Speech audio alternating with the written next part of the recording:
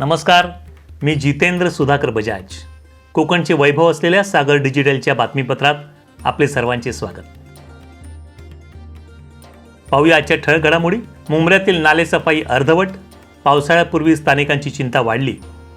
Railway मार्गावर आठवड्याभरात 3 मृत्यू, वाढत्या लोकल गर्दीला आळा बसणार का? 1 जूनपासून समुद्रात मासेमारीवर बंदी, मत्स्य व्यवसाय विभागाचा आदेश. आता पाहूया आजच्या सविस्तर बातम्या. मुंब्रा शहरातील सर्व नाले पावसापूर्वी स्वच्छ करण्याचा दावा महापालिका प्रशासनाने केला होता. मात्र अद्याप शहरातील नाले कचऱ्याने तुडुंब भरले असून मान्सूनच्या आगमनाची तारीख जसजशी जवळ येत आहे तसतशी शहरात पुन्हा पाणी साचण्याची चिंता नागरिक व्यक्त करीत आहेत. मान्सून केव्हाही दाखल होऊ शकतो, त्यामुळे शहरभर पाणी तुंबण्याच्या समस्येला तोंड देण्यासाठी महापालिकेकडून अद्याप कोणतीही व्यवस्था करण्यात आलेली नाही. नाला कचऱ्याने एवढा भरला आहे की पाण्याचा निचरा होणे शक्य नाही. त्यामुळे आगामी पावसात शहरातील नागरिकांना पानी साचण्याच्या समस्येला सामोरे जावे लागणार है. दुकान के अंदर घुस रहा है, 4 फुट पानी अंदर आता है. पूरा फर्नीचर हमारा खराब हो चुका है. इसका वापस रिनोवेशन कर रहे हैं, पूरा सड़ गया नीचे से. और गटर में ये प्रशासन पूरा ध्यान नहीं देता है, पूरा कचरा भर जाता है और आगे से पूरा वो पैक किया हुआ गटर, जाने को जगह नहीं है पानी के लिए. सब दुकान वालों को पूरा तकलीफ है, पूरा पानी भरता है और 4-4 फुट अंदर पानी आता दुकान के अंदर. कल्याण डोंबिवली रेल्वे मार्ग दरम्यान आठवड्याभरात 3घांचा जागीच मृत्यू झाल्याची घटना घडली आहे. यात रेल्वेतून पडून 2घांचा तर एका तरुणाचा रेल्वेचा खांब लागून मृत्यू झाल्याची नोंद करण्यात आली आहे. पोलिसांकडून मिळालेल्या माहितीनुसार भिवंडीत राहणारा सुनील चव्हाण ठाकुर्ली ते डोंबिवली रेल्वे स्थानकादरम्यान 13 मेला प्रवास करताना रेल्वेचा खांब लागल्याने लोकलमधून पडून जखमी झाला. उपचारादरम्यान 17 मे रोजी त्याचा मृत्यू झाला. दुसऱ्या घटनेत गुरुवारी 16 तारखेला उल्हासनगरमधील पदममन्ना पिरन्ना पुजारी यांचा गर्दीच्या वेळी रेल्वेतून पडून जागीच मृत्यू झाला. तर तिसऱ्या घटनेत दिवा ते कोपर दरम्यान रेल्वे रूळ ओलांडणाऱ्या अज्ञात इसमाचा लोकलच्या धडकेत मृत्यू झाला. मत्स्य व्यवसाय विभागाने जारी केलेल्या आदेशानुसार कोकण किनारपट्टीवर 1 जून ते 31 जुलै या कालावधीत मासेमारी करण्यावर बंदी घालण्यात आली आहे. तसेच बंदी काळात मासेमारी करणाऱ्या मच्छीमारांवर कारवाई करण्याचा इशाराही देण्यात आला आहे. पावसाळ्यात मासे व इतर सागरी प्राण्यांचे मोठ्या प्रमाणात प्रजनन होत असते. तसेच वादळी हवामान असल्याने जीवित व वित्तहानी होण्याची शक्यता असते. त्यामुळे मच्छीमारांचे संरक्षण व्हावे या हेतूने मासेमारी नौकांना मासेमारीस बंदी घालण्यात आलेली आहे. अखिल भारतीय शिवराज्याभिषेक समितीच्या वतीने 6 जून रोजी तारखेप्रमाणे शिवराज्याभिषेक सोहळा साजरा होणार.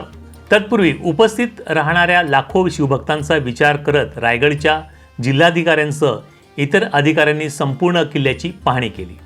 कोणत्या ठिकाणी पिण्याचे पाणी, भोजन, स्वच्छतागृह, आरोग्य व्यवस्था या गोष्टी उभारायची या अनुषंगाने ही पाहणी करण्यात आली. तसेच कोणकोणत्या ठिकाणी शिवभक्तांना उतरताना आणि चढताना अडचणी येऊ शकतात किंवा या अगोदरचा अनुभव लक्षात घेऊन काय उपाययोजना करायच्या याची चर्चा देखील यावेळी करण्यात आली. आता पाहूया निवडणुकीच्या 5व्या टप्प्याचा सविस्तर आढावा. सार्वत्रिक लोकसभा निवडणुकीच्या 5व्या टप्प्याचे मतदान 20 मे रोजी होणार असून भारतात छत्तीसगड, झारखंड, महाराष्ट्र, ओडिशा, उत्तर प्रदेश, पश्चिम बंगाल, जम्मू काश्मीर आणि लडाखमधील 49 जागांवर मतदान होणार आहे. तर महाराष्ट्रात धुळे, दिंडोरी, नाशिक, पालघर, भिवंडी, कल्याण, ठाणे, मुंबई उत्तर, मुंबई उत्तर पश्चिम, मुंबई उत्तर पूर्व, मुंबई उत्तर मध्य, मुंबई दक्षिण मध्य या 13 मतदारसंघांमध्ये मतदान होत आहे. तरी 18 मे रोजी सायंकाळी प्रचाराच्या तोफा थंडावल्या आहेत. महाराष्ट्रात होणाऱ्या शेवटच्या टप्प्यातील मतदानासाठी प्रामुख्याने राजधानी मुंबईत कोण बाजी मारणार याकडे महाराष्ट्राचे लक्ष लागले आहे. विरोधक आणि सत्ताधाऱ्यांनी आठवडाभर सभांचा धडाका लावला असून प्रचारासाठी 1 दिवस बाकी असताना मुंबईत छत्रपती शिवाजी पार्क मैदानावर महायुतीकडून सभा आयोजित करण्यात आली. या सभेला पंतप्रधान नरेंद्र मोदी आणि मनसे अध्यक्ष राज ठाकरे यांची विशेष उपस्थिती होती. तसेच महायुतीच्या सभेला टक्कर म्हणून महाविकास आघाडीकडून मुंबईत BKC मैदान येथे सभेचे आयोजन करण्यात आले होते. या सभेसाठी दिल्लीचे मुख्यमंत्री अरविंद केजरीवाल उपस्थित होते. मुंबईप्रमाणे ठाणे जिल्ह्यातही कोण विजयाचा गुलाल उडवणार यावर सर्वांचे लक्ष आहे. कारण ठाणे जिल्हा हा मुख्यमंत्री एकनाथ शिंदे यांचा बालेकिल्ला आहे. तर कल्याण लोकसभा मतदारसंघात मुख्यमंत्र्यांचे चिरंजीव श्रीकांत शिंदे स्वतः निवडणूक रिंगणात उभे आहेत.